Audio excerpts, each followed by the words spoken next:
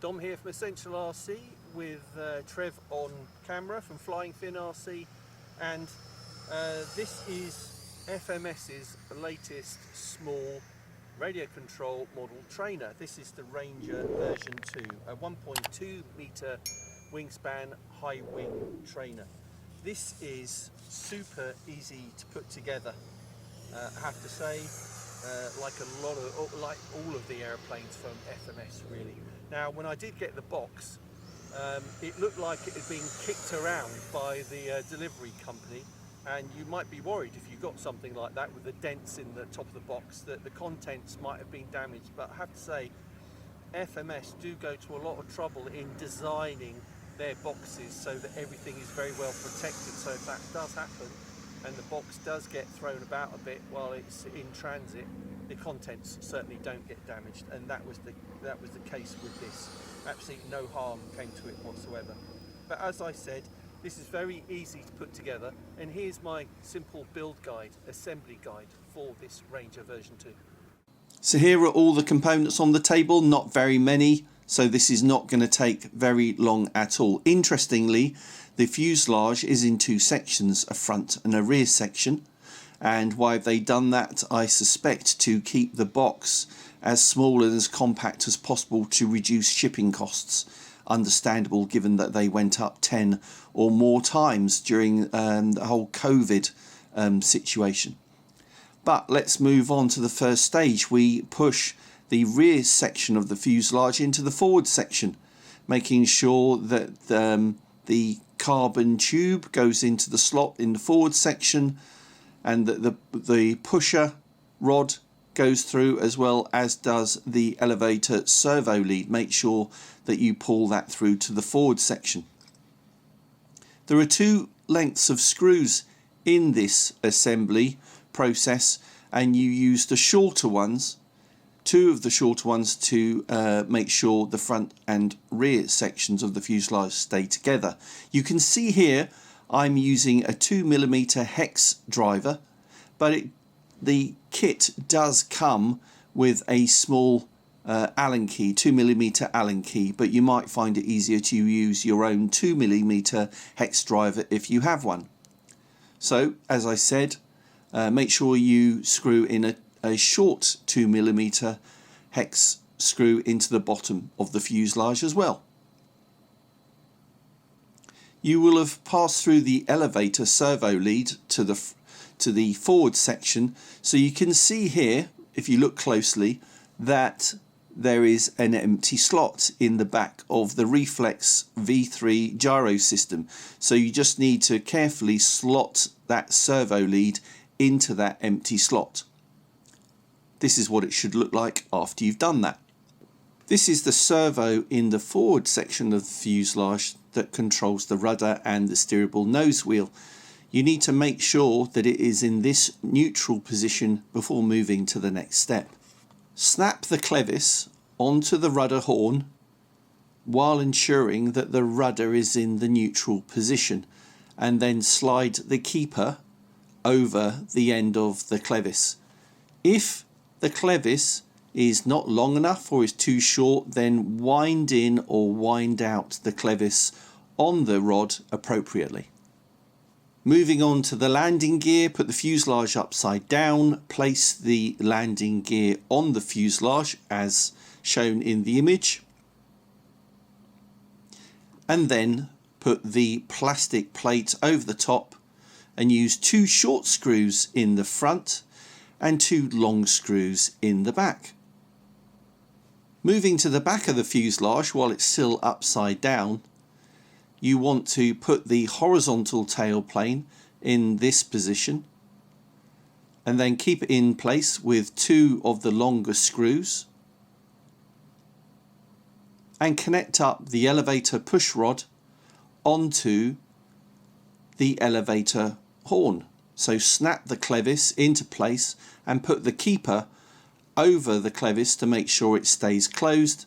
And if you find that the clevis does not reach the elevator or is too long, then screw in or wind out the clevis appropriately to make sure it is the right length to attach to the elevator horn while the elevator is in the neutral position. Moving on to the wings. Take the carbon joiner, put that in one of the wings, and then slide them together and use 2 screws to hold the 2 wing halves together. Now is a convenient moment to install your receiver, so connect up all the cables from the Reflex gyro system into your receiver. You can see here I'm using a FrSky X8R receiver because it's what I had spare and lying around, and that works together with my Radiomaster multi-protocol TX16S radio transmitter. Sometimes you do have a few cables kind of flying around inside the fuselage, so I like to tidy up by using a couple of small zip ties to hold everything together and out of the way of any other servos that would be moving around while you're flying the model. And then we can put the wing on top. Very easily slots into the front, and then you've got 2 big plastic screws, bolts, to hold the wing in place. Notice the markings for the direction of rotation of those screws on top, so you don't force them in the wrong direction. Then you've got 2 wing struts from the wings that connect in to the side of the fuselage. Push them at the front and slide them towards the back on the fuselage fitting, and then we're done. So with the build done, we're ready to take it on its first flight. Now, the one other thing I didn't mention is this comes with the Reflex version 2 stabilisation system, which has 3 modes: off, which is the middle position on the switch; optimised, which is really if you were flying on a windy day, it tries to minimise the effect of turbulence; and then you've got stabilised, which means that when you release the sticks, it will put the aeroplane back to a neutral flight position and carry on flying in a straight line. So that's good for people who want to fly trainers and learn how to fly. So let's get it in the sky. Let's see how it flies. Ready, Trevor? Yep. Okay, let's go for it. Roy's going up as well. This is a club, so we're not the only. I'm not the only one going in the sky. All right, if we go up first, Roy. All right. So no steering. So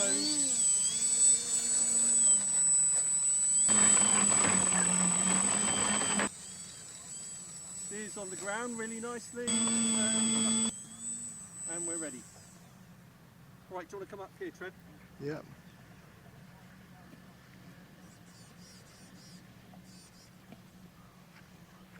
Ready? Not yet. Here we go, taking off.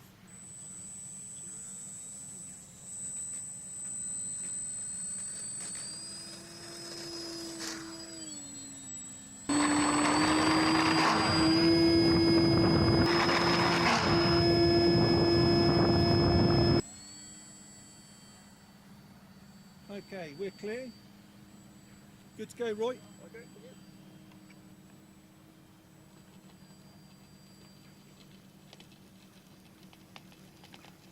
Right, so the very first thing I'm doing is making sure that hands off, it flies nice and level.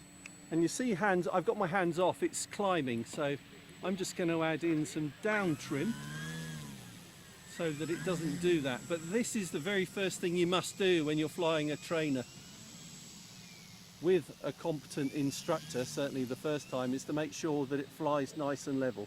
So hands off again, still climbing. So let's put some more down trim in.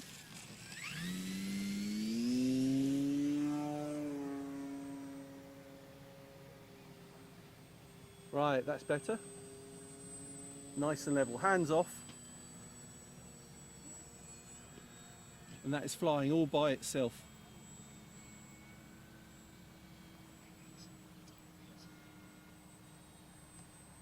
And this is how easy it should be. Low stress, really stable. And you just want to be concentrating on letting the airplane do the flying and you just putting in the corrections. So back to level. And it's flying all by itself, hands off. put in a bit of right. It carries around the turn and dropping a bit of height, so I have to just pull back on the stick a little bit. Easy.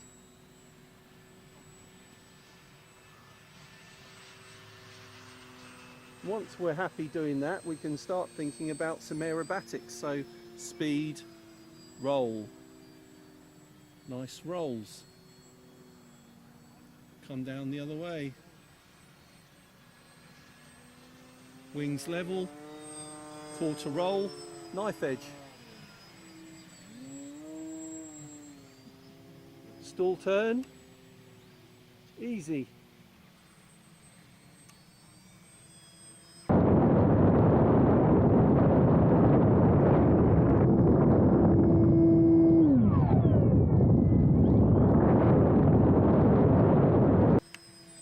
Inverted flight, just a tiny bit of down, again really easy. Climb, kick it over with the rudder.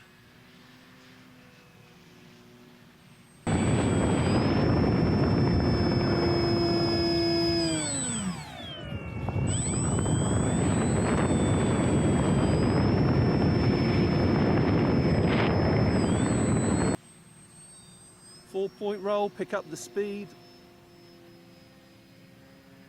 4-point roll. So this isn't just a trainer, it is semi-aerobatic as well.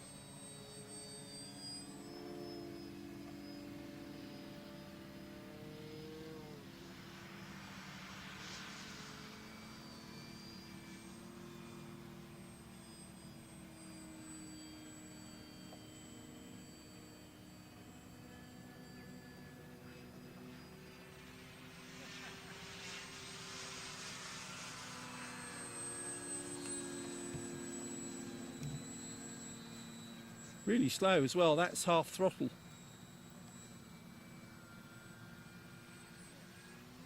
Alright, so let's bring it in for a landing. Landing, Roy. So, no flaps. Don't need to worry about flaps. It's super stable without flaps. So, on my final turn, final approach, line it up.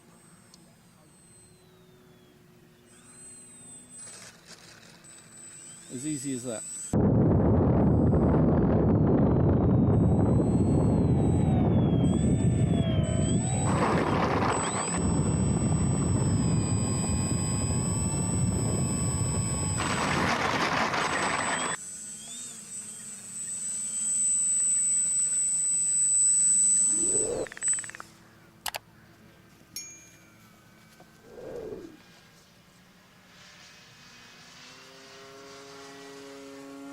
There we go, that's the Ranger version 2 from FMS. A really simple assembly and simple to fly high wing trainer. I do a lot of reviews where we're demonstrating models that are good for trying RC flight for the first time, but this is a genuine RC airplane for learning to fly and maybe getting your ACE, BMFA certificate at a local model flying club. The link for this is in the video description and a pinned comment, along with other comments and insights that I've got on the Ranger version 2. But thanks for watching this one. We'll be back soon. Thanks to Trevor on camera. See you soon, everybody. Bye.